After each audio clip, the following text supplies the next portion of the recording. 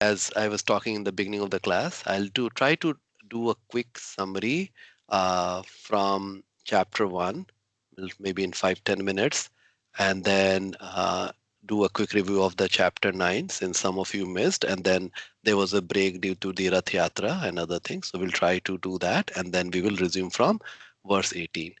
Okay, so that's what that's the plan. So now, while I was reading this, Om Agyanam Timrandasya, right, and this always happen when this comes, right?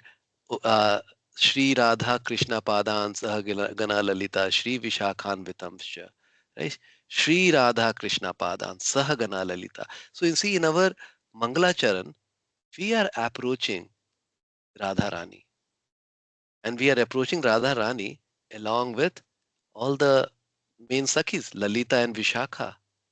Right? There are eight Sakhis, and then along with the Gopika Kanta, right? Radha Kanta Namastate.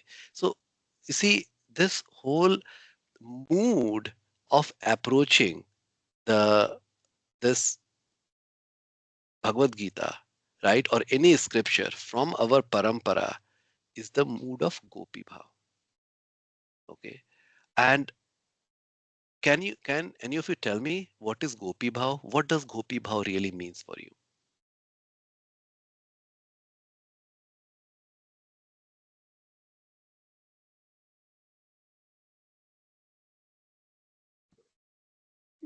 Unconditional love. Unconditional love. Tell me a little bit more. What does the unconditional love really means? When we say unconditional love, what does it really mean? Uh, just keeping Krishna first. Keeping Krishna, Krishna. Krishna is the main priority. Mm, It's you're always thinking about like in terms of is Krishna happy? It's not about uh, yourself, but about like the satisfaction of Krishna mm, mm, mm, mm, mm. without any ulterior motive. Very good. Very good. Very good. Um, so there is a one very good from Chaitanya Charitamrita. There is a very good conversation between Ramananda Rai and the and Mahaprabhu. Uh, have you guys heard about Ramananda Rai and Mahaprabhu conversation before? Yeah, No very problem. I don't. Okay, it's okay. Means yeah, that's a little advanced study, but we are why I'm talking this is very relevant. We are in the middle of Bhagavad Gita. This is the and when the Bhagavad Gita when in chapter 9 when it enters, does any of you can recall one of the most prominent verse? Um, means you tell what do you think was the most prominent verse in chapter 9 which you heard?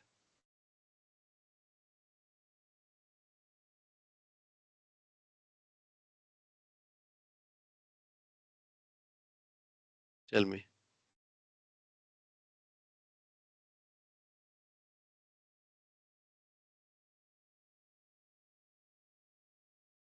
Okay, so let's just start a little bit here, right? So this is Shrimad Bhagavatam verse, and this tells the definition. If anybody asks, what is what is the primary dharma? People can say that, oh, I am Christian, I am Jews, I am Hindu, and everybody come with their own conception. But then we say that, okay, that's great, but what you're trying to get to, what is the goal, right? What is the goal of dharma? This verse, right? This Srimad Bhagavatam verse defines that, right? And you see, this is how agnostic to the religion name. It says the supreme occupation, which is the dharma, for so of course the Sanskrit is sai vai pumsham paro dharmo yato bhaktir adhokshaje ahituki aparhitata ya yatma suprasiddhiti. The supreme occupation of all humanity is that by which men can attain to loving devotional service unto the transcendental Lord. So what is telling? The supreme occupation for all humanity. Forget whether I'm a Christian or Jews or Hindu or Muslim or or I'm following some other religion, right? Is is whatever I'm practicing, is it teaching me that I have to attain the loving devotional service to the Lord? And such devotional service, and then it says, they put the condition, these thus such devotional service must be unmotivated. There shouldn't be any motivation, right? Like many times when many of you are married, is when you are loving your wife or your spouse, your husband or your wife, right? There is a motivation. I'm giving you something, in return I'm expecting something, right? So there is a motivation. So that's the reason why we say that the relationship in this world is very much motivated. One of the most closest unmotivated love within this world, what is that? What would you give the example which can be closest to the pure love? Parent and child. Parent and child. Parent and child, that too in the young, like very young age, as they we start growing, that also start becoming motivated in many cases. Parents, they are never motivated, but in these days also that is changing. But assume that parents are not motivated, child may be motivated. Oh, my mother is not taking care of me, and my father, I didn't get this money from them. So those things can happen, but in the beginning when they are young, the child is young, it's very unmotivated, especially with the mother and a child. I won't say even the parent and child, I'll say mother and a child is the most unmotivated, the closest thing, right? But as they grow, that also becomes. So, see, that's the devotional service. The other is uninterrupted. So it's not that today I'm very tired, today I have work, or today I have some other things to do. It is, just give me I'm getting a call from my son. Just give me a minute.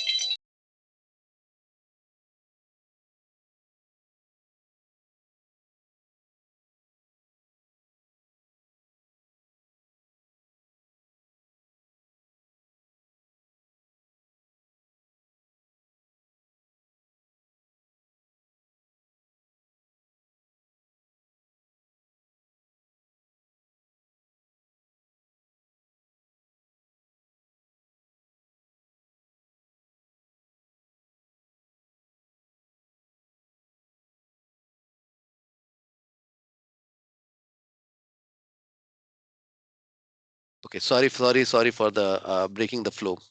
Uh, so uninterrupted, right? So it is never uninterrupted. So that's the kind of love is the supreme occupation. So that is our occupation. And as we are entering into chapter 9, right, this is Krishna is talking about what love is, right? So one of the main, Raj Vidya Raj Guyam, do you remember this verse? Raj Vidya Raj Guyam, who remembers this? Which verse is it? Which verse?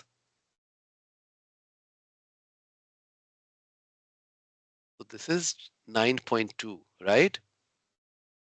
Raj Vidya Raj Guhyam, Pavitram Idam Uttamam, Prataksha Dharmayam, Susukham Kartum Avayam.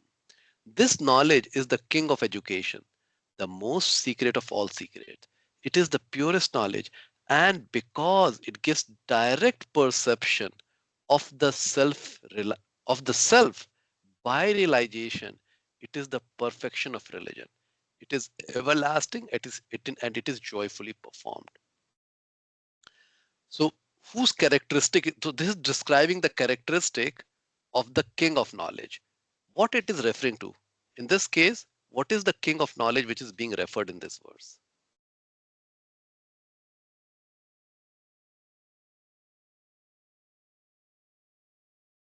Yeah, our loving relationship to Krishna. Yes, it is talking about the bhakti. Bhakti means the yoga of love. So Krishna is telling, what I am going to describe you is the most secret, right? We don't talk out our love relationship, right? The intimate, especially the intimate relationship with everybody. Only we talk with somebody we trust, we have a relationship with that person, then you will talk like the very good friend from the college. They can talk about their wife. My wife is like this, I really like her and I really love her, or I don't like her and there's a problem with this. So they, because they have been friends for so long, so they trust each other, they can share the secrets of their life and still feel secured, right? So now Krishna has established such a relationship with Arjun that he's going and willing to share the most intimate part of the relationship of the Atma and the Paramatma, Lord and us, which is telling that I'm going to share the most secret. And this secret is the purest knowledge. Means Krishna before this has given the knowledge, right? He has given um, uh, the guhyam. Guhyam word is used, right? Guhyam means secret, right? So but before that, also in chapter 7, Krishna has talked about Guhyam. In chapter 8, also he's talked about Guhyam, right? So our Acharya has said that, we say that, oh, this is the best. Then we say, oh, this is the best of the best. Then we say, oh, no, this is best of the best of the best, right? Or this is the most beautiful. Oh, this is the most beautiful, right? So we talk, even though from the English grammar perspective, that's not nothing like that. We can add the superlative behind the superlative behind the superlative, right? But to make the point, we can do that, right? And that is being used. So now our Acharya says what Krishna is describing is the guhyatatam, right? It is the secret of a secret, right? So Krishna has talked about the secret, but then he's discussing the secret of a secret of a secret, the most secret thing, right? And that is what bhakti he's talking about. He's saying that is the purest knowledge. And because it gives direct perception, why it is the most secret? Because it gives the direct perception of the self, right? So it really truly lets us know who we are. And that too by the process of realization.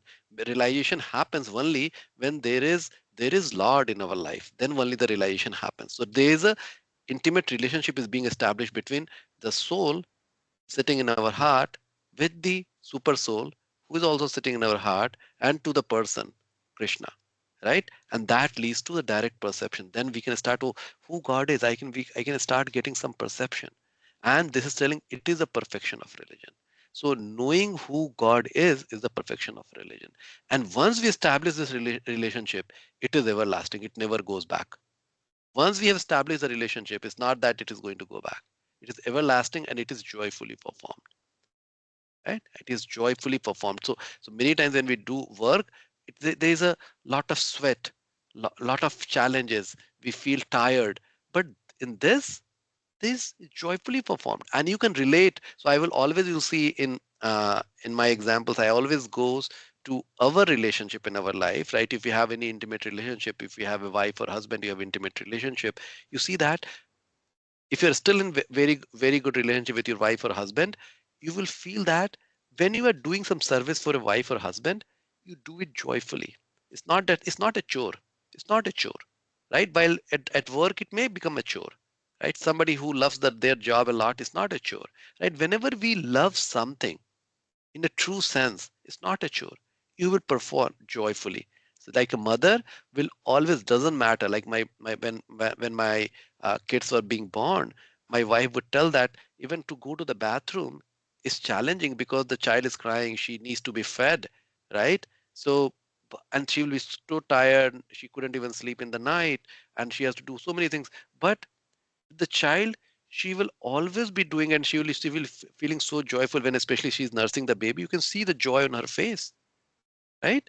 So this joy is very joyfully performed. So that's what this bhakti is. Okay, so this is the characteristic of the bhakti which is being talked about. Now let's go to chapter 1 where we started. I promise that we will do a quick recap. So tell me in short, what was chapter 1 is all about?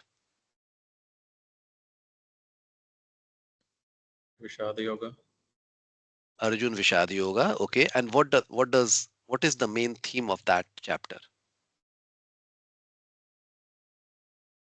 Yeah, What was happening?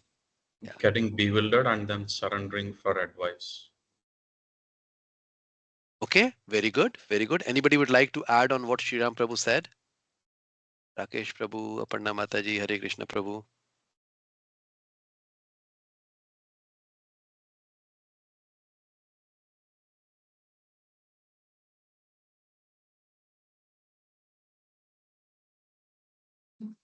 It's all like grief, intimation, relationships. Explained about the relationships, grief, and the fighting that comes in. Okay, Okay, Yeah. good point. So see, yeah, there is a fight, but see, the main point of chapter 1 is there is doubt. The decision Mm. has to be made. Decision has to be made because Arjuna is telling that he doesn't want to fight, and why he doesn't want to fight? Because he was thinking like his relatives will be Yeah, killed and I mean yeah, the yeah, he loves everybody, and he thinks that he killing lost. them is not right. It's not right. It will lead to sin, and it will lead to all the progeny getting destroyed, right? So he talks about all those stuff, right? So any good-hearted person will always be worried about harming anybody. So with a good heart, he's telling that I don't want to fight, right? And what was Right. Duryodhan's concept? What he was thinking? He's thinking like he want to his enemies has to be die and for the kingdom he can rule the kingdom and Yeah.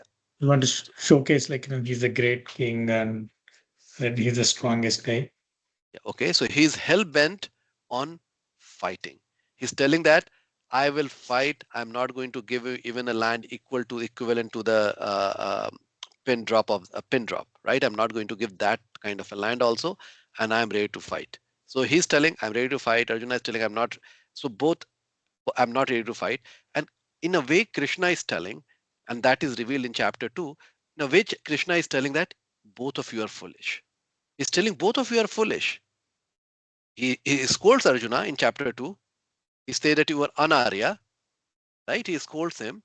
And of course, for Duryodhan, we know what Krishna was thinking, right? He tried not to get. So there are three characters, three main characters. Of course, there is Dhritarashtra also. He speaks the first verse. The three main characters. So there's a decision has to be made. There's a doubt in people's mind, and Krishna is telling both Arjun and Duryodhan that you both are foolish. That is not the right decision. One is telling not to fight. He's telling that's not a right decision. And to Duryodhana, who's hell bent on fighting, he's telling that's not the right decision. That's the chapter 1. It set the context, right? Then chapter 2.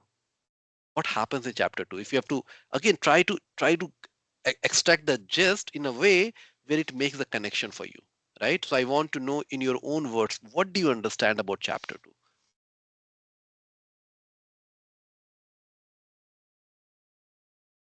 Krishna gives Chapter. Yeah, go ahead, Frank, go ahead. a quick summary of all the yogas. I mean, starting from the Atma Jnana and to like quick overview of everything. And why he does that? What is the purpose of Krishna doing that?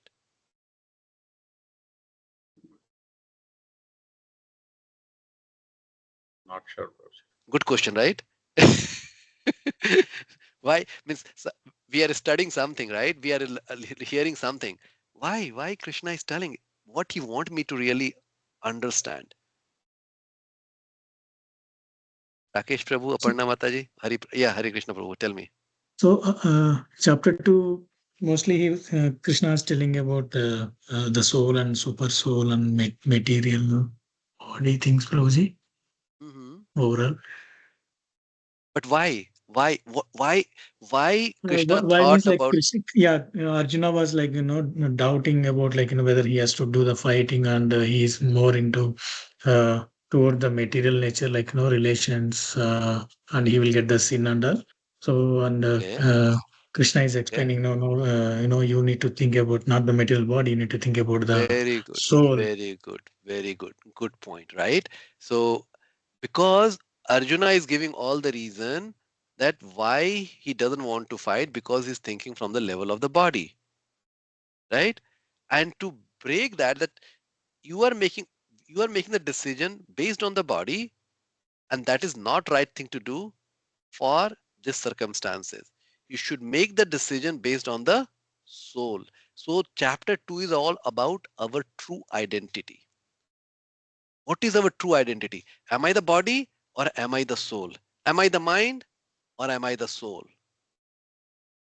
You understand why Krishna talked about all those things?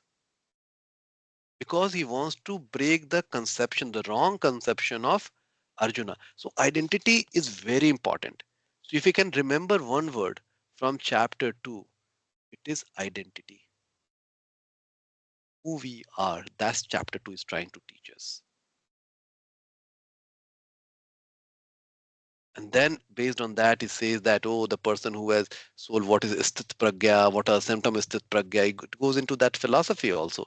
But the main thing is identity. Okay, identity. Hare Krishna, Anil Prabhu. Just to bring you up quickly up to speed, what we are doing, we started with the quick understanding what is Bhakti Yoga, and Tradition. then Yes. and now we are trying to do a quick connection from chapter 1 to chapter 9 to see the Yes. connection, why we are in chapter 9, and what is the essence we are going to get of chapter 9 before we resume from the verse 18. Sure. Sure, Okay, Prabhuji. I Prabhu? got that Okay. context. Okay, Prabhu. Thank you. Okay, so chapter 2 is identity. Now tell me, chapter 3. What is chapter 3? What it stands for?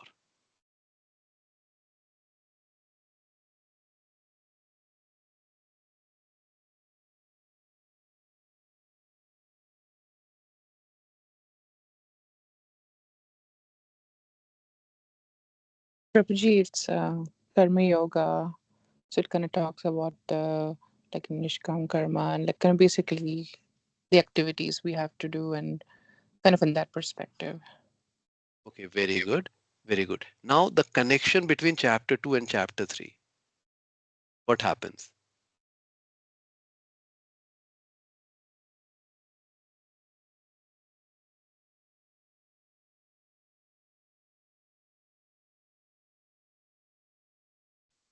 Like you need to perform your karma from this soul's perspective rather than the body conception.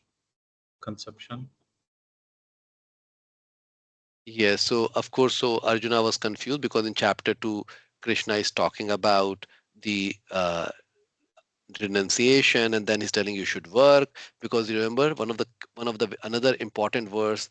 um, See, all the verses are important, but when I say important, in reference in the context what we're talking right now, right, it is the verse 2.47, right?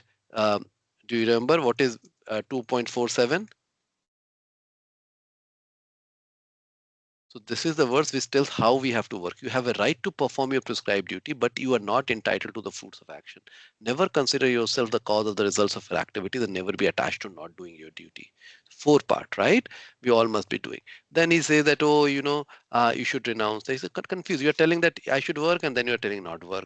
So in chapter 3, then Krishna goes into that what is how to do the action, right? So we have to do take the action, but in what way, what should be our attitude when we are taking the action, right? So that is what Krishna is talking about.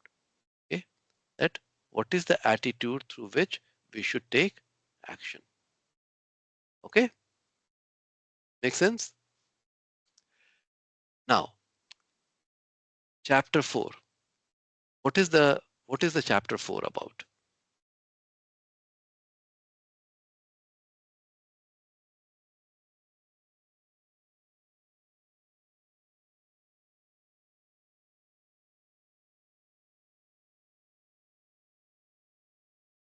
I forgot, Prabhuji. All like 3, 4, 5, all those karma chapters, they are very confusing and look like similar. Okay, okay. Yeah, so there is quite a bit of difference, but yes, in some cases it may look confusing also. So chapter 3 about karma yoga, right? That how one should work. But then Krishna goes and gives the knowledge why. So in chapter 3, Krishna is telling the way to work is, so in chapter 2, like the one which you are seeing, he emphasizes that you should work and you should not expect anything in return, right? The- Now in chapter 3, he repeats that and he says that you should, the better is to work and you offer the result to me. Now somebody will say that why I should offer the result to you. So chapter 4 goes into the giving the knowledge why we should offer why should we offer the result of our work to Krishna. So Krishna start talking about who he is. So let's take the example of a boyfriend and a girlfriend. Okay, so boyfriend wants to know about the girlfriend. Okay, because he started liking her, and Girl has also started liking the boy. Okay. Now, what is the best way? So initially, the boy is giving the gifts to the girl, right? He's doing taking some action because he knows that, oh, this is the right thing to do. So chapter 3 is all about that. Chapter 3 is telling what is the right way to work, right? Which can attract your beloved. But then you need to know more, right? So the boy wants to love the girl even more. What what should be his next step? How would he know what what his lover wants?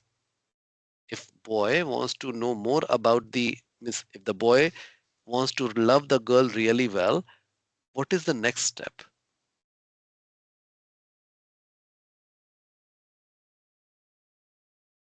They can communicate with each other, or he can ask her friends about her Or, and get some knowledge.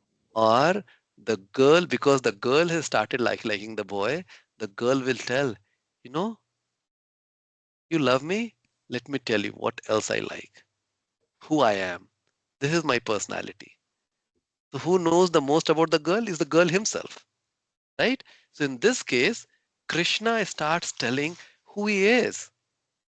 He's telling that, I appear, and the people, I appear to take care of the miscreants and to preserve the dharma.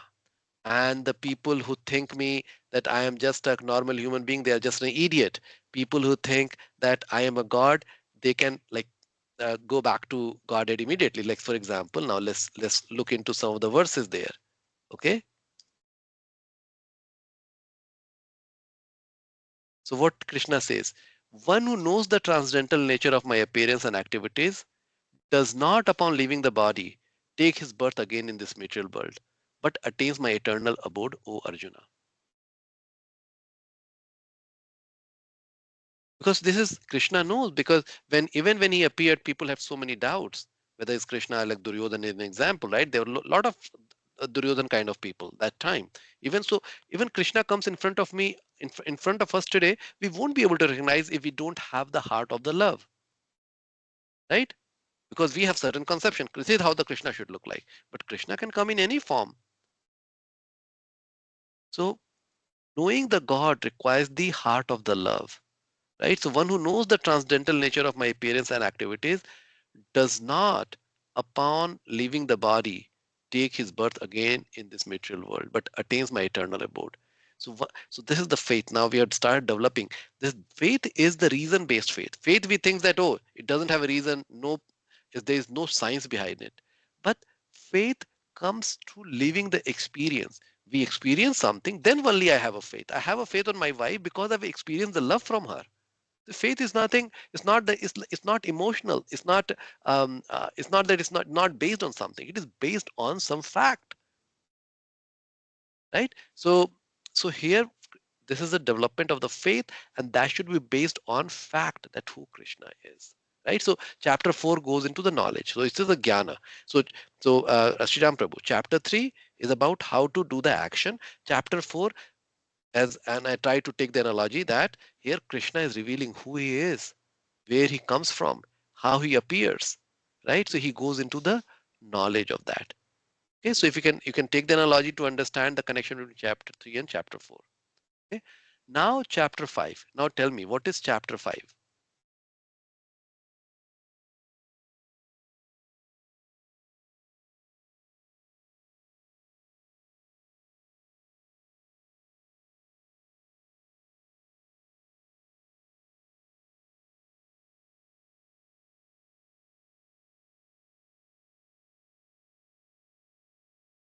And, how to go through the ladders of different karma yoga, like from sakama karma yoga to nishkama, to the selfless service.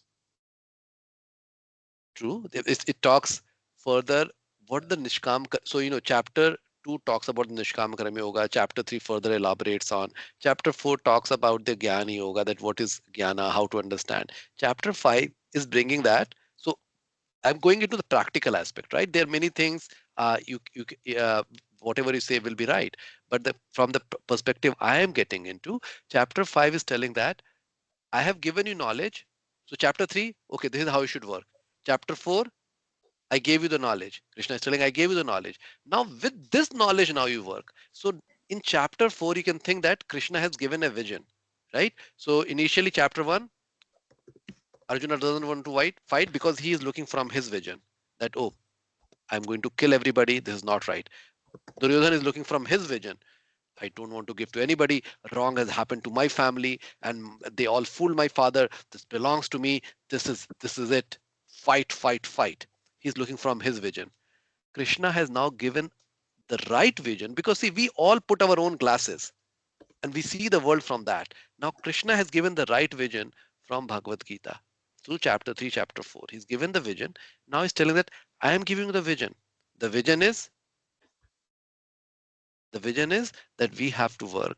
We have to work based on our identity as a soul, right? And we have to see how to work. We have to work because we ought to work, and we need to work by looking what is my right duty, right? So he has gone into all those aspects, and then he's telling what are the things you shouldn't do, right? Demigod worship and all the details. Those are details. So, but right, just think from the perspective of how the chapters are being weaved through, right? He's telling now I have given you the knowledge. Now this is what you should work. So you see one of the keywords in chapter 5 is BG 5.29.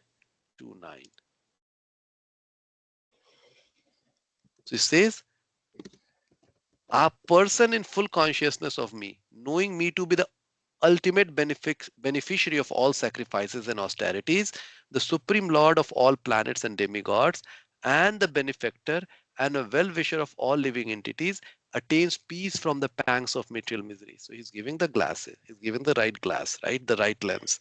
And he's telling that once you know me, who is full conscious, see the emphasis, a person is full consciousness of me. It's not half consciousness, full consciousness of me. Knowing me to be the ultimate beneficiary of all sacrifices and austerities of whatever we are doing in our life, right? And this is the way, whatever we are doing for my family, for my guru, for the demigods, all the sacrifice and austerity ultimately is meant for Supreme Lord, right? And and he's telling, I am the benefactor, I am the well-wisher of all living entities. So we have all the different affectionate relationship, intimate relationship, but the most intimate relationship can only happen with Krishna. That's and then he's telling those people who think that way, they attains peace from the pangs of material miseries. So one of the question which can get asked, right? Um, you know, I'm not a um, Sanskrit scholar. My Sanskrit is really bad. The way I understand it, I like to visualize. I like to visualize that, am I really learning? Am I really making progress? So the question I'm going to ask you, how do you know you are making progress on bhakti, on the path of bhakti? How do you know you are making progress on the path of bhakti? What is what is the metrics? If you work in the industry, there is always a metrics, right? What are the parameters through which you would know that you are making progress on the path of bhakti?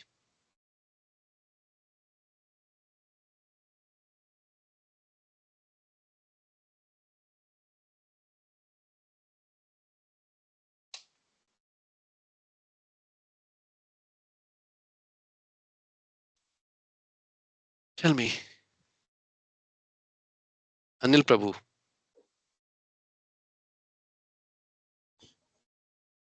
It's all vast, Prabhu. I'm just still recalling the past Give you things. practical, so you don't need to Yeah. recall, right? This is observation. See, I'm going into very observation based, understanding based, the essence based, right?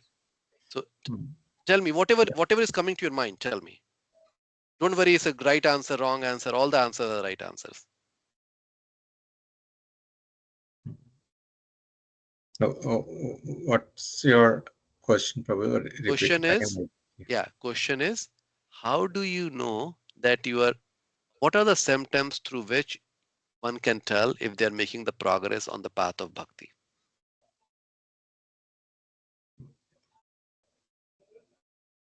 So one way is like how you're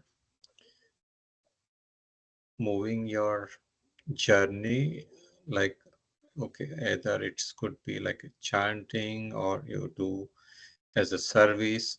So what, there are certain guidelines that our masters have prescribed to reach to the Supreme Lord. So whether you're achieving them, so that's how your journey starts. That's what I think of. Okay. Yeah. Okay. So what you're telling that uh, is my taste in chanting has improved, right? Mm. Um, Yeah, it's not is only chanting, my like anything. Okay, whether or the, okay, certain 10 guidelines I can say, like I'm just giving in a high level. I'm not putting the right terms could be, Mhm. but okay, if those 10 definitions were defined to reach to the Supreme Lord, okay, is that first step I have reached. So myself, I innerly will see, okay, whether I have been doing the first step rightly, and if I have achieved in that stage, move, and then move to the second uh, That's what I'm aspect. asking, Prabhu. What is what is that criteria? Give me something practical, right? What is that criteria? If so, if let's say today Shriram Prabhu, let's say you are a teacher, Anil Hmm, Prabhu, right? hmm, And Shriram Prabhu and both are your student. Now hmm, we both have been learning, uh, right? And as a teacher, you have to see that how you can guide both of us, right? We both have a different. Shriram Prabhu is, let's say, very sincere. I join the class. Sometimes I don't join the class, right? And you're trying to see and but all the time I'm saying that, oh, whenever I answer is like, okay, I can cite the verses and everything. Does it mean that I have become a better devotee than Shriram Prabhu? How would you know hmm. that I am making No. the progress, or the Shriram Prabhu is not making progress, Shriram Prabhu is making the progress, I am not making the progress? How would you know? So there are certain things like like listening or what I call.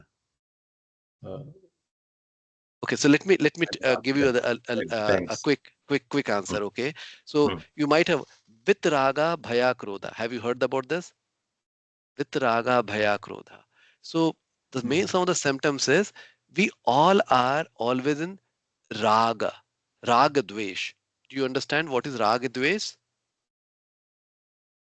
yes, means the word itself. It seems maybe I converted myself. Yeah. So raga dvesh means attachment and That's it. aversion. Yeah. Okay, so we all have, so the people, the symptoms of the people born in Kali Yuga is raga dvesh. Either we are attached or we say, I don't like this person, let me be away, right? So raga dvesh. So with rag, bhaya krodha. What is bhaya?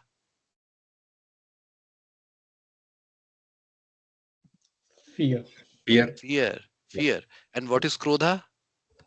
anger. anger, Okay, so these are the three main characteristic of the materialistic people.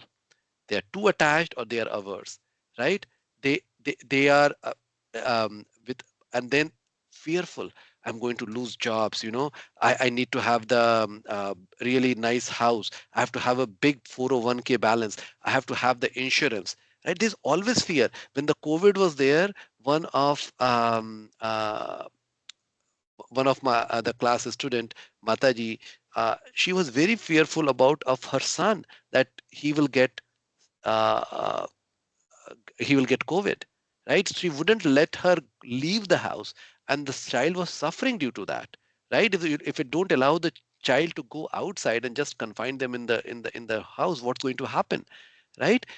And all those things happens because we don't trust Krishna, right? So these are symptoms, right? So when we are start making the krodha, anger is very easy. You'll see that the people who are not able to control the anger, invariably they are in lot of materialism. Not necessarily some of the people who are in spiritual path, they also become angry, right? But that can be a nature. So we have to look into all. Does that person who's getting angry is also has lot of attachment and aversion? Then probably that person is not advancing, right? And if that person um, uh, very fearful also, then definitely we know that person is not advancing. So these are the three parameters. through which you can see if somebody, if, and it's not about you. The example was about you. We should, whatever we are learning, it should be all about us. It's not about measuring how my wife is doing or how my friend is doing. It is measuring how I am doing. Okay, on the path, and on that path we can say, am I always fearful? I'm always worried, right? Oh, then I have to work on it. I haven't really taken shelter on Krishna, right? And then whenever you get attached to somebody very quickly, or then after attachment, if there's a fight, you don't dislike that person. Those are, I think, no, because the Krishna's devotee, they see the Krishna in other people's heart. You see the Paramatma in other people's heart. You see that that person is coming in your life due to a reason, to make us learn something. So that's Krishna's mercy. When we think like that, how can we hate somebody? Right? So, and this is very important lesson for the spouses who are married, right? Right? It's very important lessons, and it will increase the affection within the husband and wife in a true sense, not at the physical level, in the true soul to soul sense, right? Or any relationship for that matter. Okay. So think about that, right? This is, am I progressing on that? Still I hate the same, the way I used to hate before. Is my anger is going down, or still I'm getting angry, and the anger is not in my control? What's happening, right? So that is what Krishna is telling. One can only get into peace if, why I brought this, when I am able to control rag, dves, bhaya and krodha, then only I can be at peace. Which means that if I am not taking shelter on Krishna. So chapter 5 is trying to come and weave it again. So chapter 5 is, now Krishna is telling that I have told you who I am. Now with that knowledge you should work, right? And taking my taking our analogy that a girlfriend is revealing the heart to the boyfriend and telling how to love her. Okay, that's chapter 5. Now tell me chapter 6.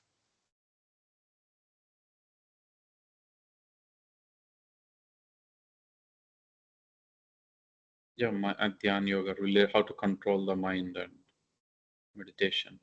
Yes, yes, yes, yes. So chapter 6 is all about Astanga Yoga. We can convey why Krishna is talking, but he gives the knowledge because the purpose of this teaching the Astanga Yoga is about the dhyan, how to control. So one can try to control the dhyana using the Astanga Yoga, or once we are doing the bhakti, the Astanga Yoga happens automatically. And this is revealed in this verse.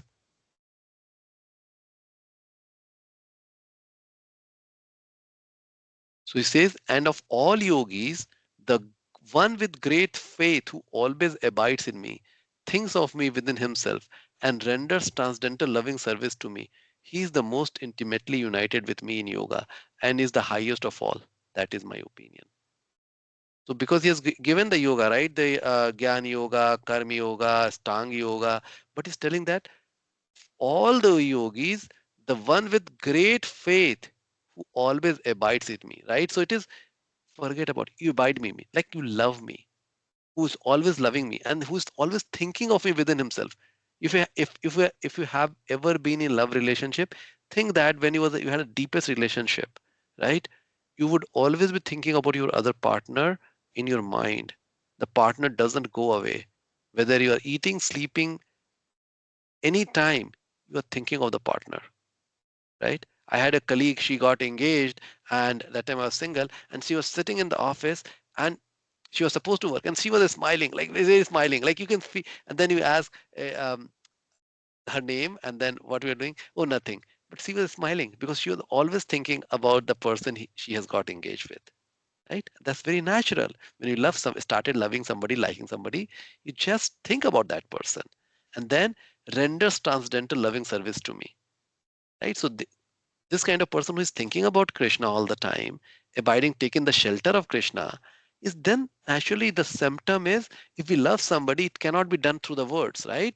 There has to be action, right? So that person is rendering loving service. So the other measurement is of that, whether we are progressing or not, our determination to do the service. So whenever we hear that, oh, temple is doing this event, that event, right? We get tired, we have other things. But yet at the same time, we think that If the call comes, let's say you are married and it comes and you have a daughter, the call comes from a daughter, Dad, I need something. Doesn't matter what kind of meeting you are, you will figure out a way to go and render service to your daughter, right? Because that's love. Now, if the call comes from the temple that we need people to serve, you'll see that your enthusiasm will be start growing. You will figure out a way. You will plan ahead. So there was days like 5, 6 years ago, the temple event will come, go. I will just go when I need to go and when I have time. But over time, slowly it is started occurring to me, why don't I take vacation? Oh, Radhastami is coming, take vacation. You start planning. So you'll start seeing that because as Krishna start becoming important in your life, you will start thinking ahead of them and you see how can I make the time to render transcendental service to Krishna, right? So that shows that you are making progress. So these are the I'm giving you the practical thing, right? This is the because theory is great, but Bhagavad Gita is a book which takes a lifetime to study and lifetime to understand. We are doing the first iteration, right? If the more you are able to draw the practical aspect, the more you will understand Bhagavad Gita. Okay. So and then to that person he's telling you are most intimately united with me. So the most intimate relationship with Krishna in yoga. So that is the real yoga and it is the highest of all. He's telling that the highest of all. And then Krishna says that is my opinion. Why does what do you think? Why when you say Krishna is saying that is my opinion, what does it really mean?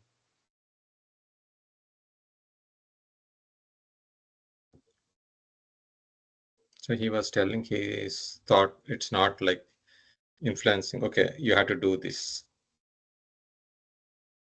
Yes, he's giving us a freedom. A direction. He's not like a dictator. I tell you, you should follow this. It's not, love is always about the freedom of choice. He's telling that is my opinion. You take it or lose it,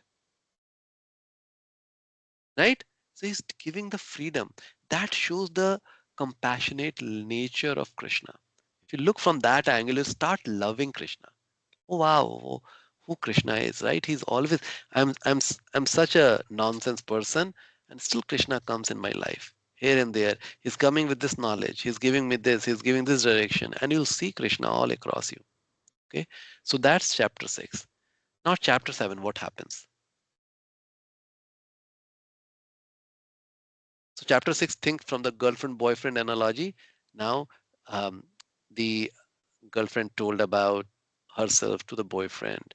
Boyfriend is now serving the girlfriend with that new knowledge. What kind of dress my girlfriend likes, what color she likes, what's her favorite food, and so he knows about that now. So he's using those things to serve the girlfriend. Now, what happens in chapter 6? His focus is always how to please the girlfriend. His total focus is how to please the girlfriend because the knowledge is totally focused. So that's chapter 6. Okay. Love is just blossoming. Love is just blossoming. Now, what happens in chapter 7?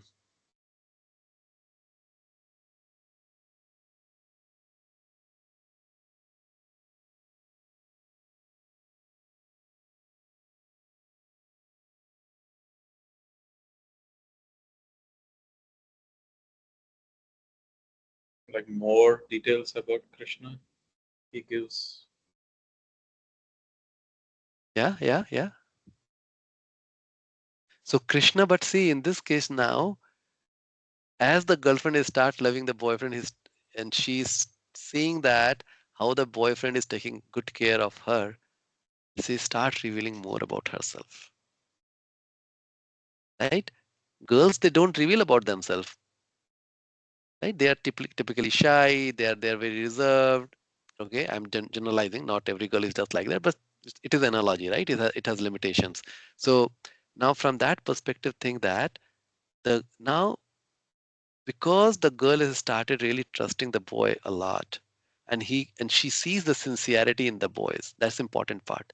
Then she starts revealing her true nature, and that's what chapter 7 is all about. So chapter 7 is the bhakti yoga begins. So this is Krishna, is the Guhyam part. Secrecy is being revealed. He tells about himself. like that who he is, right? He's telling that this world is, so he gives the first about the Aishwarya Gyan.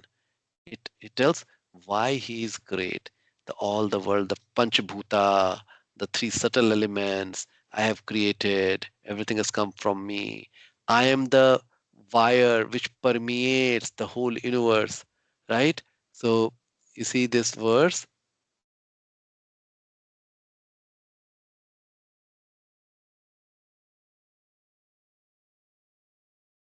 O conqueror of wealth, there is no truth superior to me. Everything rests upon me, as pearls are strung on a thread.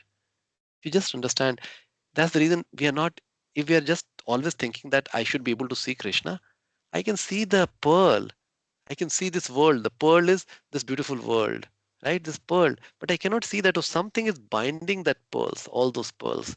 And if I like the people, all different people, who is making those people beautiful? How those people are coming closer to me? Krishna is enabling because he's binding everything. So he's the force, right? And then further, chapter 7, he start describing that everything. He's a taste in the water. He's the power in the man, and all those stuff talks about. So he's giving the Aishwarya Gyan. So when somebody, right, if you now you know that some rich person comes in your life, and then he's telling that, I am really rich, and why I'm rich, because I have this, I have yacht, I have this beautiful house, also I have this. Man, you think, wow, man, this person is really rich, man, I better really like him now. Means, you know, so Krishna is telling that how great he is. Aishwarya Gyan. He hasn't gone into the loving part. Aishwarya Gyan.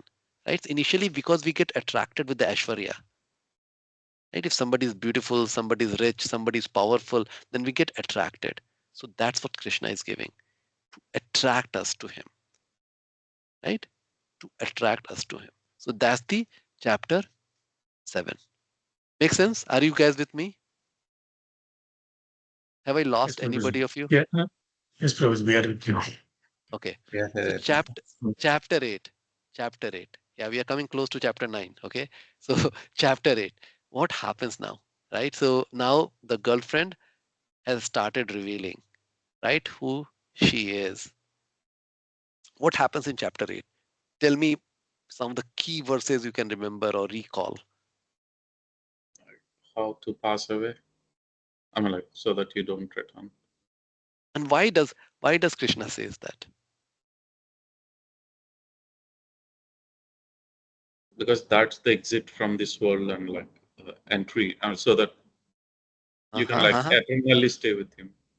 Yes, the last sentence which you said, that is the main reason. He's telling that attain me. How can you attain me? Right? Means you can come and live with me in the place where I live. You will have the physical relationship. We have the proximity relationship with each other, right? If you want to love somebody, loving over the phone is great, right? But we cannot live loving somebody over the phone. We want to have some proximity, right? We want to have some. So Krishna is telling that how you can attain me, how can you come close to me. So that chapter 8, and that's there the two verses which Sri Ram Prabhu is referring to. So is, tell me which is the verse number. I can use this. I think 8.5. Yes, 8.5 and 8.6. 8.5, which says that, and whoever at the end of his life quits his body, remembering me alone, at once attains my nature. Of this there is no doubt. So whoever at the end of life, and then next one is, whatever state of being one remembers when he quits his body, O son of Kunti, that state he will attain without fail. Right? So these are two keywords. So this is the secret, right? So how to exit this world and pass the exam. This is how to pass the exam. Now, whatever we are doing, we are practicing for the exam. That when I leave this body, how to make sure that I'm able to remember about Krishna. So all our practices, we are doing Ekadashi, we are doing the service, we are chanting. The purpose is the Krishna names becomes the it becomes the blood in my body. If anything flows, there is nothing other than Krishna. Then only at the time of death, whether I'm going to die with a disease, a natural death, peaceful death, or somebody is going to murder me, I'm going to fall down and then die, or accident, doesn't matter what kind of death I'm going to get. Nobody knows, right? In all circumstances, will I be able to remember Krishna? That is the practice we are doing today. The whole Vaishnava principles, the whole society of ISKCON, Prabhupada has created, and we should all feel so compassionate. We can see Prabhupada compassion, right? He has built this ISKCON temple so that we all like-minded people can come together. We come together, we talk about Krishna, we together work towards Krishna's, what will please Krishna, right? We interact with each other with the loving, with the affection and love of Krishna. We see Krishna in each other all the time. We meditate on Krishna.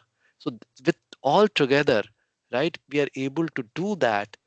Then we are increasing our probability that at the time of death, our state of mind will be Krishna. That is attaining Krishna. So this is, so chapter 7 was Guhyam. Chapter 8 was Guhyatam. More secret, right? Okay, I've told you about me. Girlfriend is telling, I've told you my secret. I'm revealing who I am, right? It's not about the surface. It's not the bodily connection anymore with the girlfriend. It's the girl revealing the heart. Okay? Revealing the heart. Now the girl is telling how you can come close to me and you can become the part of me. Two body, one person, right? That's what we call in the physical relationship. Now, in Krishna case, Paramatma, Atma, Bhagwan, together, we know the relationship. This is my goal, nothing else. All the other things, all my relationships are temporary relationship. They are there for the purpose. I have to take care of them, but in relationship with the Krishna.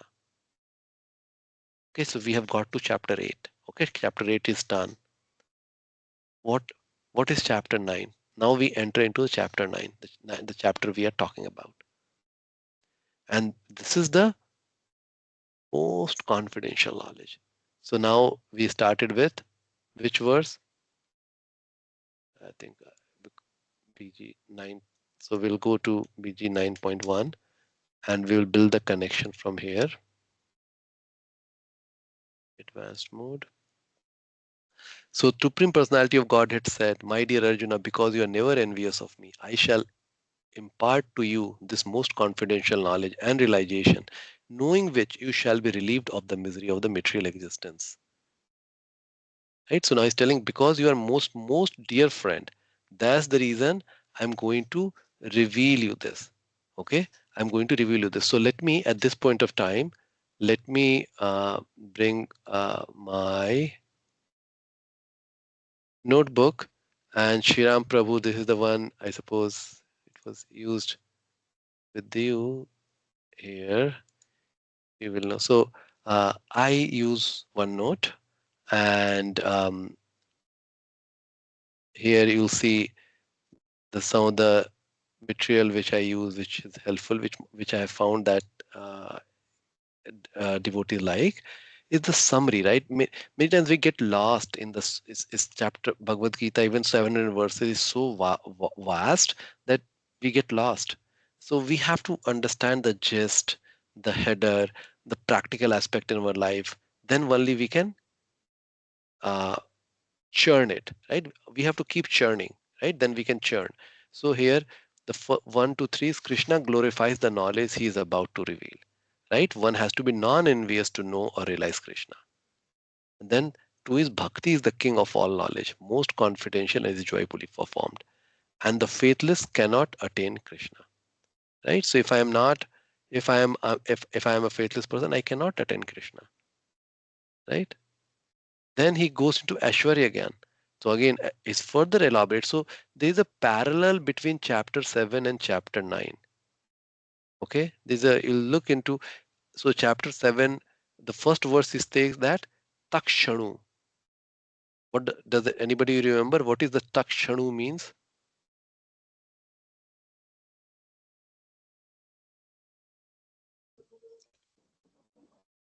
immediate. No? Takshanu means now listen from me.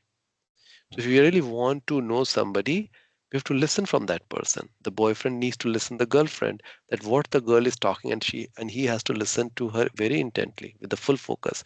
But the dhyana has already happened, chapter 6, right? So the the the love is really like listening to the lover very intently, and so that's takshanu, right? So and the chapter 8, Raj Vidya Raj Guhyam is telling that I'm going to reveal that. So you'll see there is a big parallel between chapter 7 and chapter 8, and I'll show you. There's a table, I'm going to show it to you. Okay, so Aishwarya Gyana, Krishna relationship with the world. Krishna pervades and maintains the entire material world by his energy. He's not in everything. So he's now telling, and this is some Upanishadic style text, that I am in everything, but not everything is in me, right? So he's the whole material world is made by Krishna. So have you heard this word sarga, visarga? Have you heard these words before? Who hasn't heard, or who has heard? Tell me something. I have heard Prabhuji. Okay, and do you remember the meaning of Mataji, that sarga or visarga by any chance? I can't remember on top of my head, No Prabhuji. worries, no worries, no worries, Mataji, no worries. So I'm pretty sure if you are hearing the classes, attending the lectures, or you are hearing offline, you might have witnessed, have, but definitely you would have heard this word, because we do speak quite a bit about this. So Sarga is the primary creation, Visarga is the secondary creation. What we know, Brahmaji created the secondary world, which is the primary world is created by Vishnu, Mahavishnu. Okay, so and and then all this creation is happening by the energy of the Lord, right? Material energy of the Lord. Okay, it is the uh, so there are three different categories of energy, right? There's a spiritual energy, then we are tathastha, we are the medium in middle, right? We can go this way or that way, and then there is the material energy, right? So the Mahavishnu then creates through energy. He's get panchabhuta, and he creates the material world. He creates the shell of that material world, and then Brahmaji is given the raw material, and then from that raw material, then Brahmaji does the secondary creation. He creates the 14, like all the 14 planetary system, and the different jivas and all those stuff, the demigods. Like so, the Brahmaji does the secondary creation. So Krishna is in 4 to 6 is telling Krishna pervades and maintains the entire world by his energy, yet he's not in everything. So basically, the way to understand is yet he's not in everything is when we don't maintain the relationship with Krishna, right? So we say that this material world is, have you heard this? This material world is mithya or temporary, right? So temporary is the right. We don't believe. So our theology, our philosophy doesn't say that it's mithya. It's real, but it's temporary. Why people call is mithya, and it becomes mithya? Mithya means non-existent, right? Mithya means jhutha, means is you are lying, means is like that's what mithya means. It's non-existence in this reference. When we don't see the world in relationship with the Krishna, if I don't see in everything, if I don't see um, things in this world without relationship with Krishna, then that becomes material. In that material thing, Krishna doesn't exist. But if I take the same material thing, right? For example, I can, even if my relationship, right, with my wife, if I see that she is part and parcel of Krishna, and she has come in my life because Krishna wanted me to learn something. That's the reason she is a perfect person who has been given to me as a gift by Krishna. Now that becomes devotion if I'm thinking that way and I'm acting in that way. On the contrary, if I think that, oh, my wife is a thing for me to enjoy, right? And she should serve me, and she doesn't serve me, I'll make her she serves me, I'll fight, or I will divorce her, I'll go and get another woman, like that. Then Krishna is not there. When Krishna is not there, the life is going to be miserable. So in that case, he's not in everything. When when I don't see something not in relation with Krishna, Krishna is not there. Krishna, but suddenly Krishna appears in the same thing when I start seeing with the classes which Krishna has given me. Then Krishna is there. So this is how we should understand it.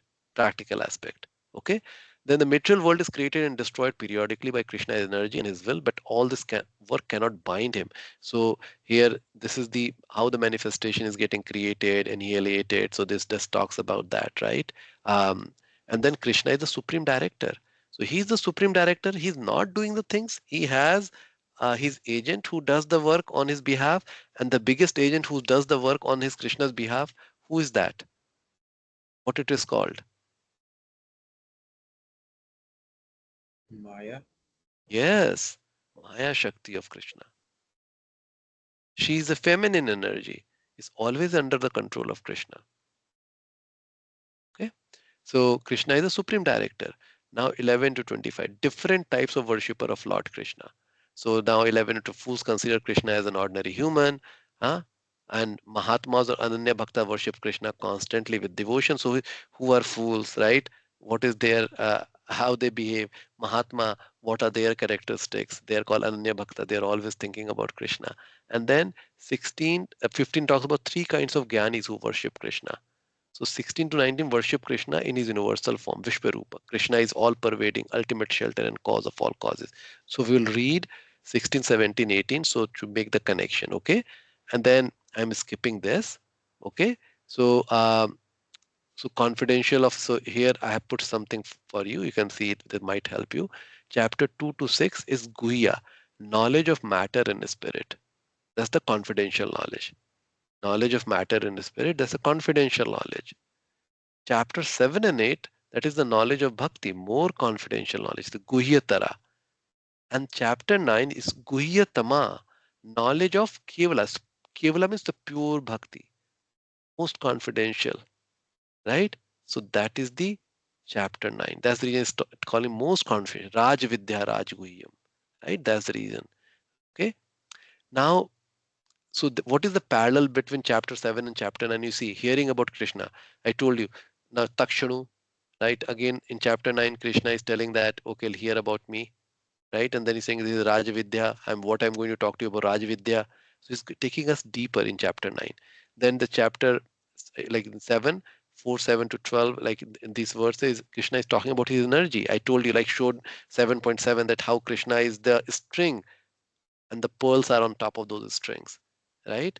And then in 4 to 10, Krishna is telling how the whole world is getting created and destroyed, right? So he's telling how he's the force behind it.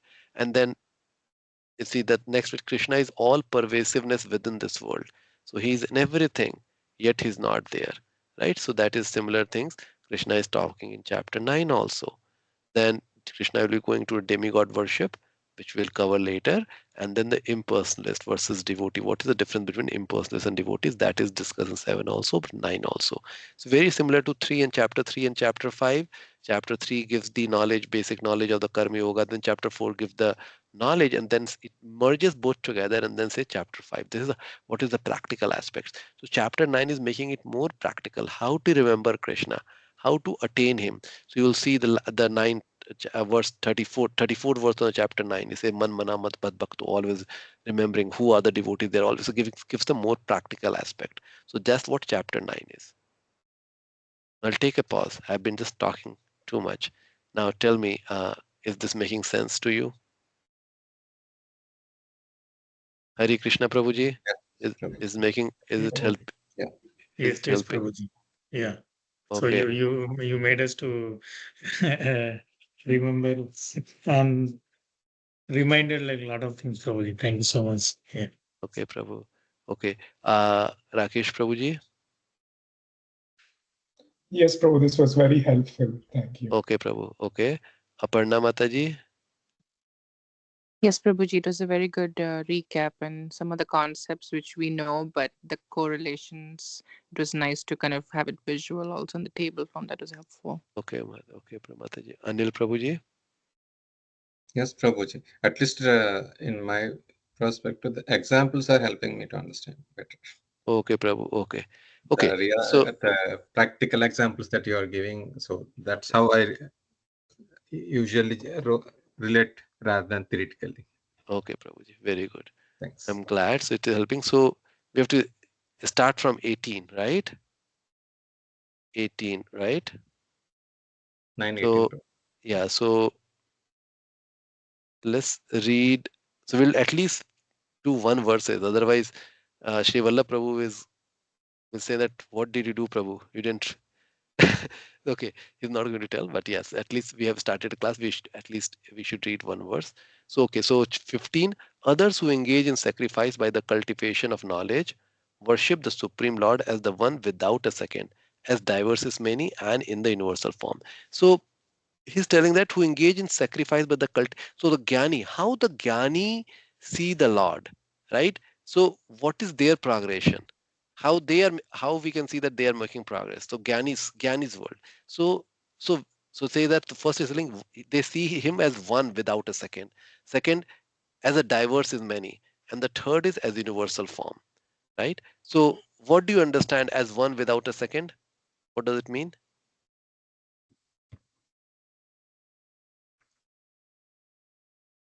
One second. Just follow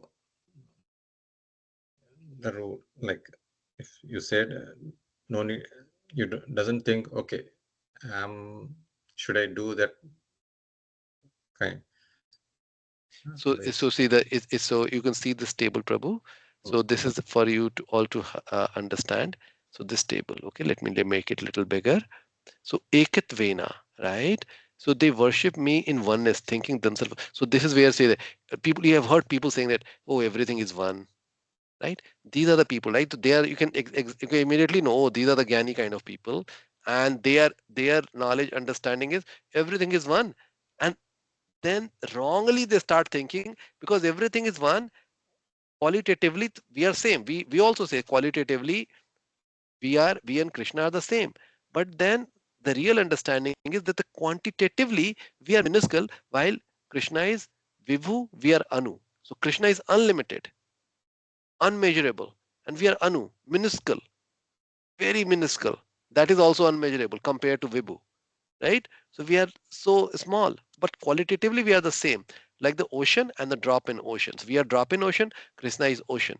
So we are one from that perspective, but we are not the same, right? While the Ekatvana people think that, oh, we are all the same, I am also God, I also have the quality of the God. So that's how the Ekatvana people, the Gyani thinks initially. Some of the other Gyanis, they worship, they see all the demigods, right? They worship all the demigods, right?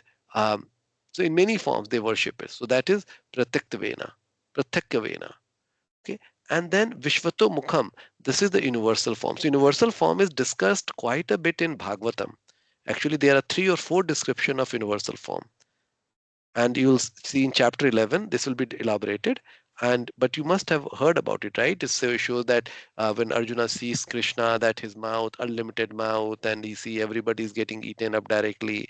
So it's each of his hand and leg and feet and eyes represents the different, in the different universal form description, they are compared with the different planetary system, or with the beauty, the that his face is like this, his head like what is his head. So these are things are compared in Srimad Bhagavatam, but that is the people in the initial stage, as the uh,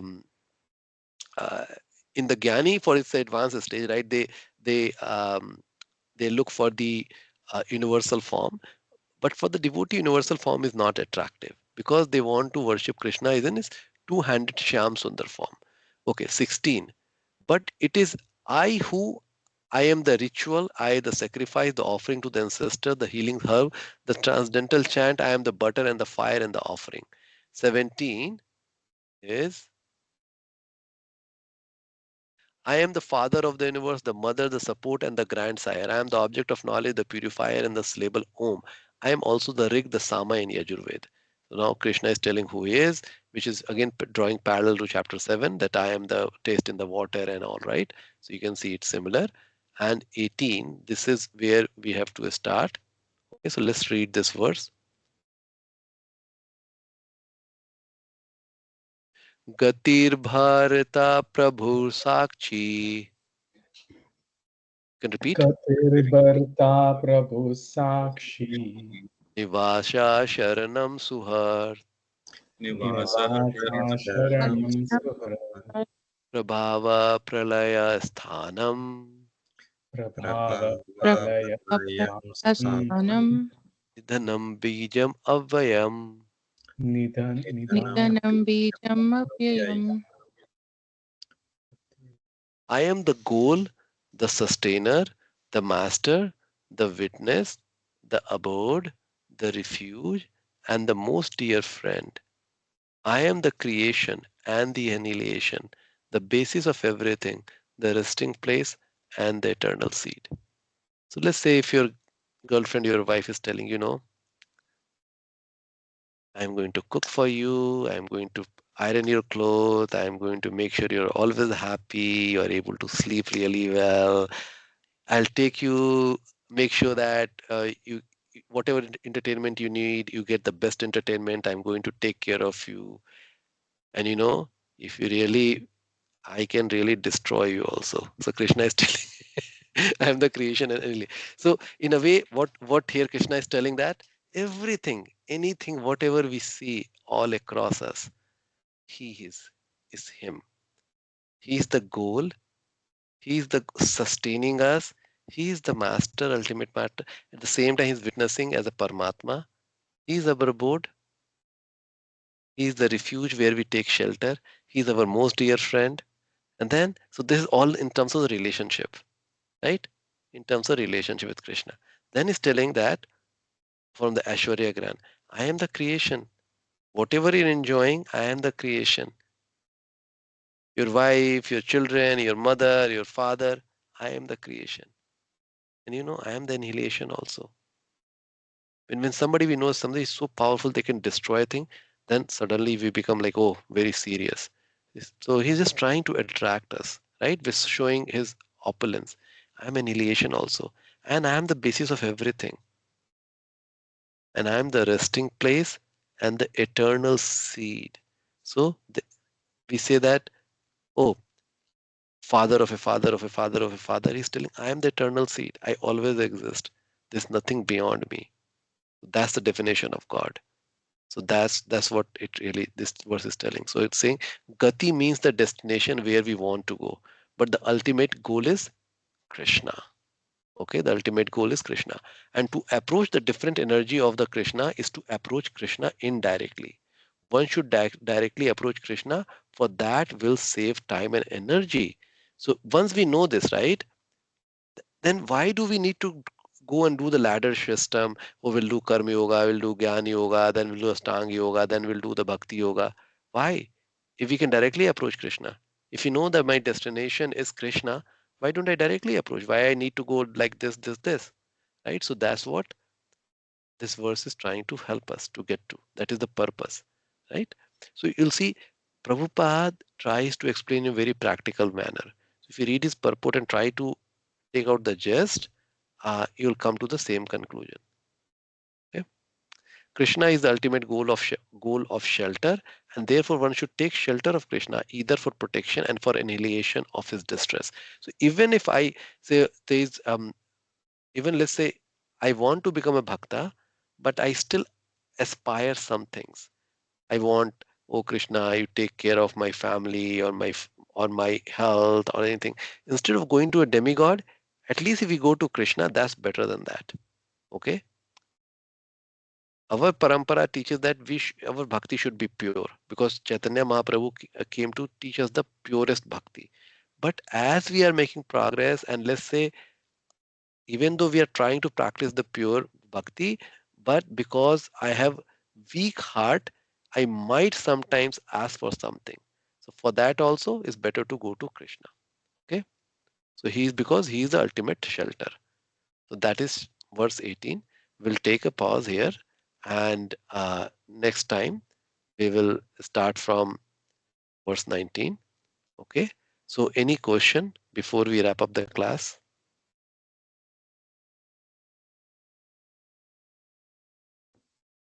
Nothing from my side, Prabhuji. Okay. All right. So I'll share the recording. And if you have any question, anything, any thoughts, anything comes, feel free to message me. I'll be happy to talk and help wherever I can. And then we will be uh, having one wonderful monk, brahmachari, visiting us on Thursday, next coming Thursday. In the evening, he will give a short class. His name is Vraj Vihari Prabhu. How many do you know him, Vraj Vihari Prabhu?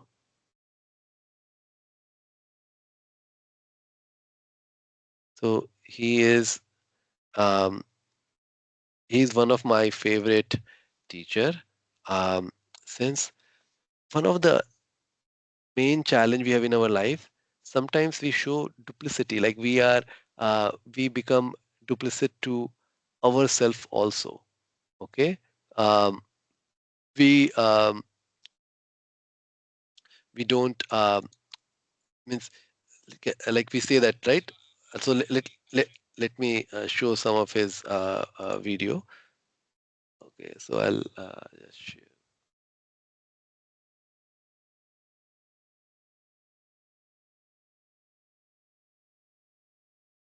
So,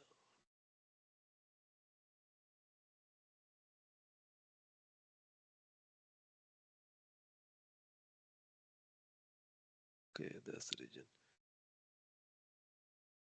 So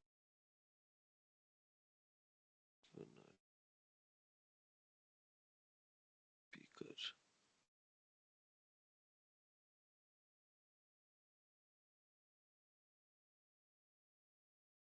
Even select speakers.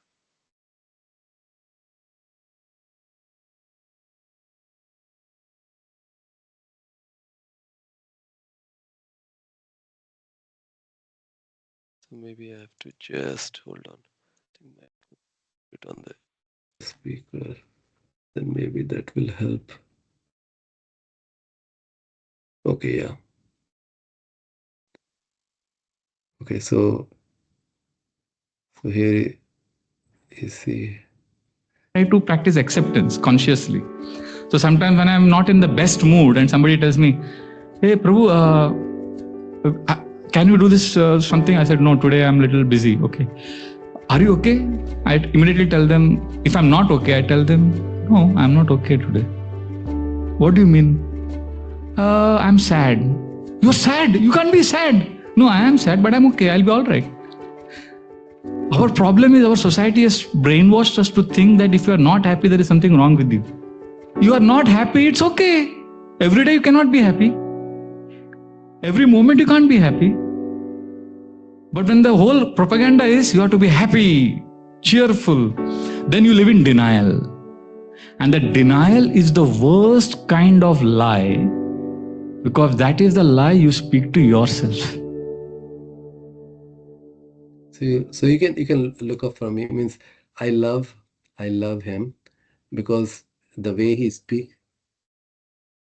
So just hold on, yeah. Because the way he speaks is so authentic, and it just cuts through the doubt, or the cuts through the um, things where we fool ourselves, right? So it's amazing. So I will since I'm interacting with you, I will send the invitation to you if you'd like. If you'd like to come on that day, let me know. I need to know how many people are coming. So it will be on Thursday. It's a work day, but it will be from, I think, from 7 to 8. Maybe he'll give an hour class and then question and answer. So that's the plan. So you're invited for that. Then he'll be here and he'll be giving the class over the weekend. So we'll see whether it might be a good idea then go to and attend his class, but maybe we will still meet and maybe do at least half an hour of class or something. So I'll let you know whether that will be okay for all of you, or maybe you'll say that no, that you would like to have dinner and then go to temple to hear his classes, then we'll cancel it. Okay. So that's the plan for next week, and I will confirm you. whether we will have the class or we will cancel. Okay, we'll plan. With that, thank you very much. Thanks, Prabhuji. Hare Krishna. Thank you.